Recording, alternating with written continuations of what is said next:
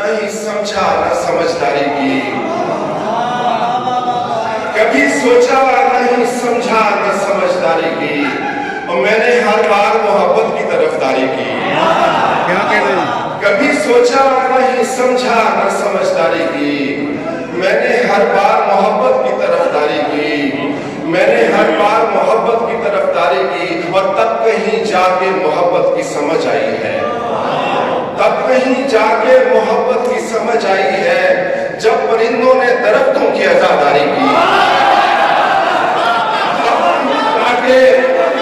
कहीं जाके मोहब्बत की समझ आई है, तब कहीं जाके मोहब्बत की समझ आई है, जब परिंदों ने दरख्तों की अज़ादारी की। और शेर देखिएगा, जाने किस पेड़ पे आकर वो कभी नाम लिखे।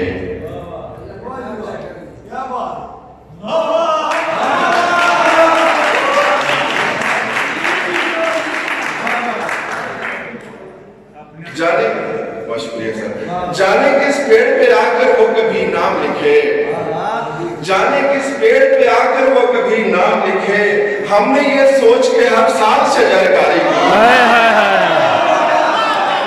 जाने किस पेड़ पे आकर वो कभी नाम लिखे, हमने ये सोच के हर साल शजरकारी की।